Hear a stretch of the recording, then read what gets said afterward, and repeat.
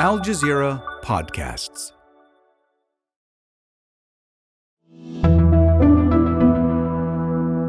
Today, as a doctor in Gaza, he witnessed some of the worst atrocities of Israel's war. But in Europe, Dr. Ghassan Abu-Sittah was fighting a ban from sharing what he saw. On the anniversary of the Nakba, the mass displacement of Palestinians in 1948, we hear what was behind it. I'm Malika Bilal, and this is The Take.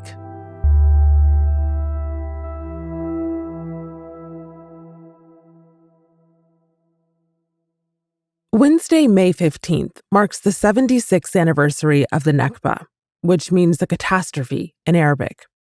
That's when more than 700,000 Palestinians fled or were forcibly displaced in 1948 during the war that created the State of Israel.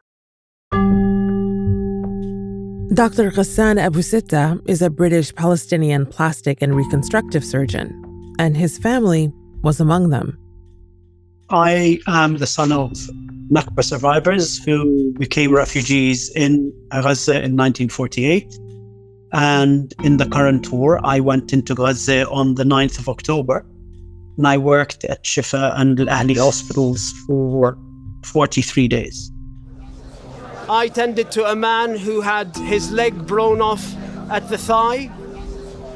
As I was walking towards the ambulance, there were body parts everywhere, and there were bodies piled up in the courtyard of the hospital.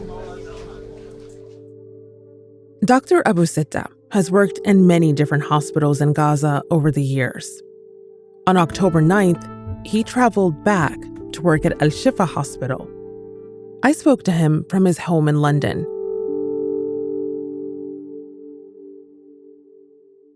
So, Dr. Abu-Sittah, welcome to The Take. You have testified to the UK's Metropolitan Police War Crimes Unit about what you witnessed in Gaza. What did you tell them? Well, I took them literally from day one, 11 o'clock on the Monday, the 9th of October, when I went into Gaza, and then going into Shifa Hospital. What I had seen, the kids that I had treated, the effect of the blockade in running out of medication and supplies, the kind of injuries that I saw, then moving to Lauda Hospital, receiving a call from the Israeli army to evacuate Lauda Hospital, going back to Shifa, then going to Al-Ahli Hospital on the day of the massacre on the 17th of October. On October 17th, Dr. Abu-Sittah was in between surgeries when he says he heard the screeching of an approaching missile. In a piece for AlJazeera.com, he describes how he walked through the hospital courtyard and saw bodies and body parts everywhere.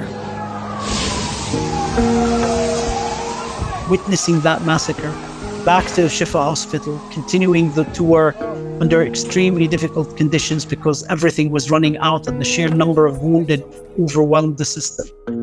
And then eventually being isolated in Al-Ahli Hospital when Shifa was surrounded and was no longer accessible by the wounded, and working in the remnants of Al-Ahli Hospital until the day 40 of my stay, when anesthetic medication ran out and we could no longer operate at Al-Ahli Hospital. Talk to me about how this war has differed based on what you've seen from other wars. Oh, this war is different. The same difference there is between a flood and a tsunami. You know, the components are all the same, but the magnitude makes the comparison really difficult to make. The intensity, the ferocity, the fact that the destruction and the targeting of the health system and health professionals was a central part of the military strategy is what made it different.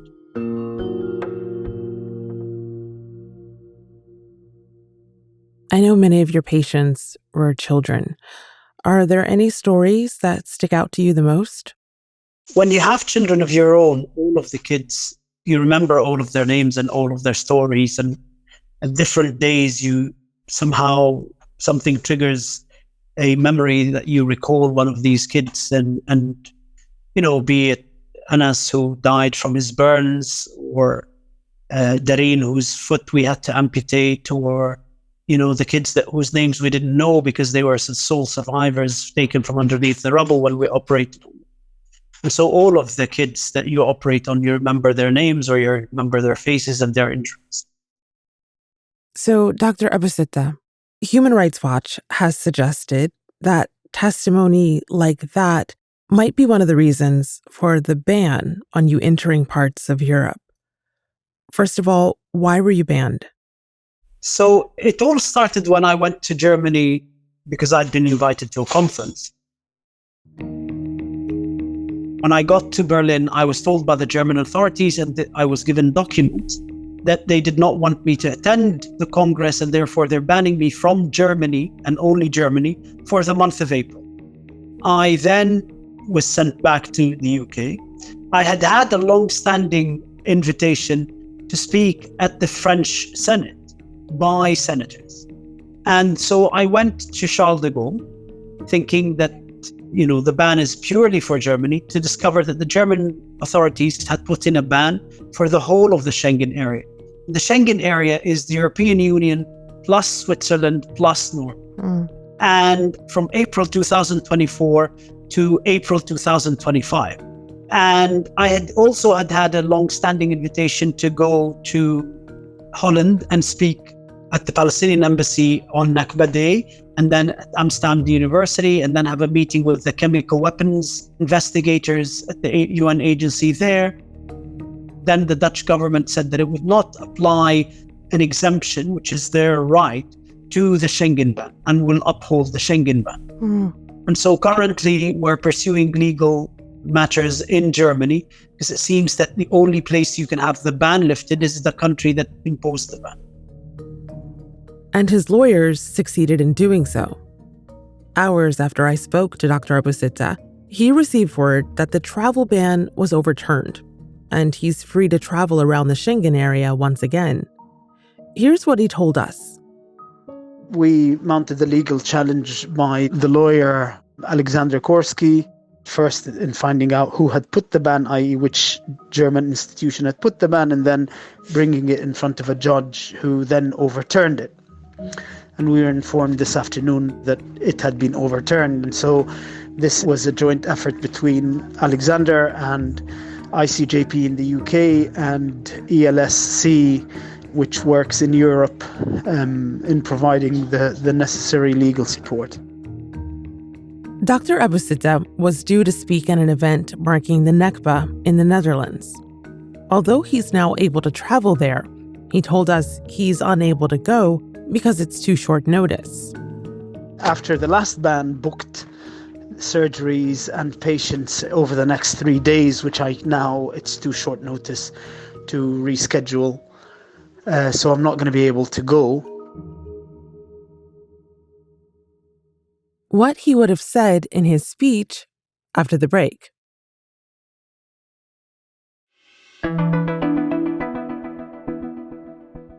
So, Dr. Abu-Sittah, you were due to speak at an event marking the Nakba at The Hague.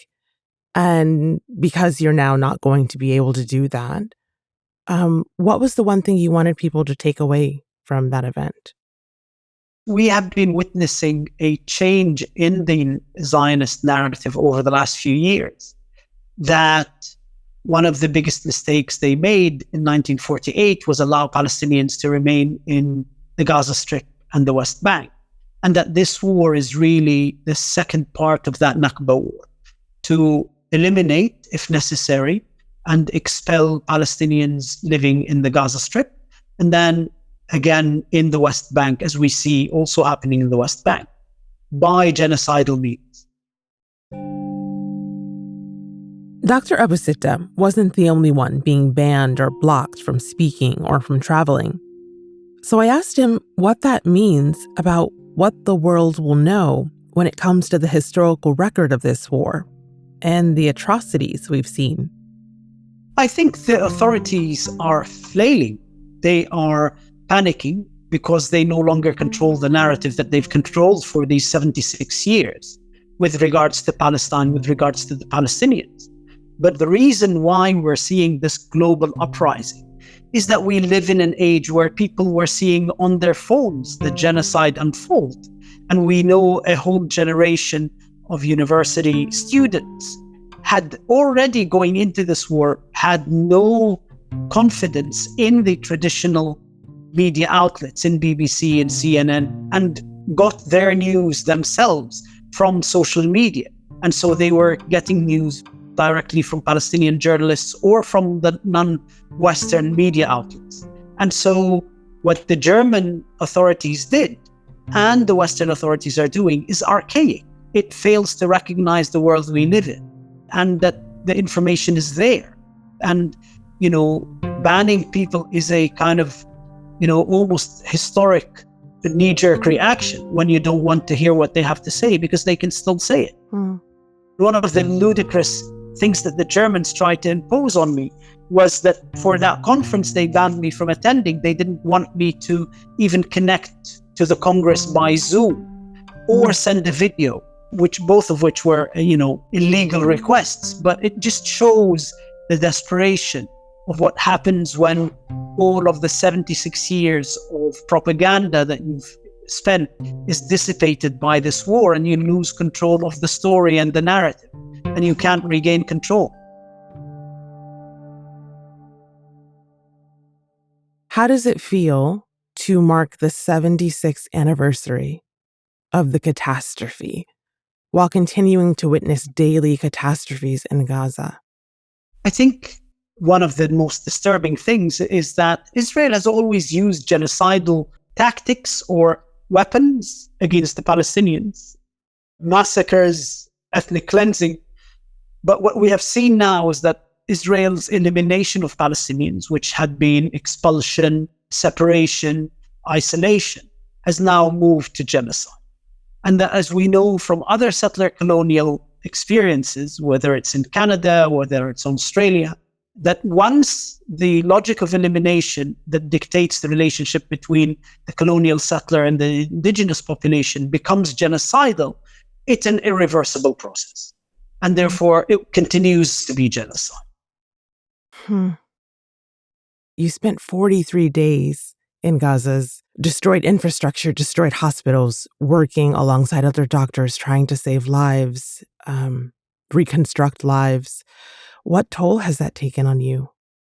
I think what has been the most difficult is the realization when I came out is what we saw in Gaza is only the tip of the genocidal iceberg. And that the rest of the iceberg is here in the UK, in the United States, in France, and Germany.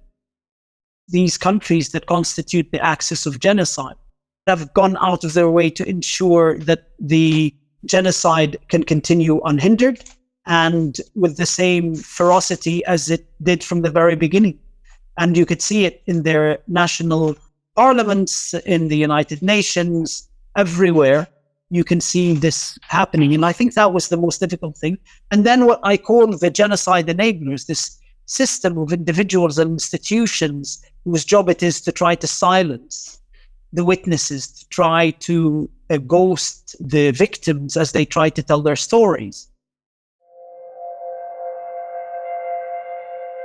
We had done this before where I would go on these missions. And what then happened is when I went on this mission, it turned out not to be a war, but a genocide, and it continues unabated. And so there's no ability for closure because you watch it still continuing. Your friends and colleagues who are still out there are still in danger. And every day you hear of someone who's been killed or whose family has been killed. I'm so sorry. Dr. Ghassan Abu-Sittah, thank you for sharing your accounts and thank you for the work that you're doing. Thank you. And that's The Take. This episode was produced by Chloe Haley and Sonia Bhagat, with Zaina Badr, David Enders, Siriyat Khalili, Tamara Kandakar, Ashish Malhotra, Manahil Naveed, Catherine Nouhan, Khalid Sultan, Tabish Talib, Noor Wazwaz, and me, Malika Bilal. Our sound designer is Alex Roldan. Alexandra Locke is The Take's executive producer, and Ney Alvarez is Al Jazeera's head of audio. We'll be back.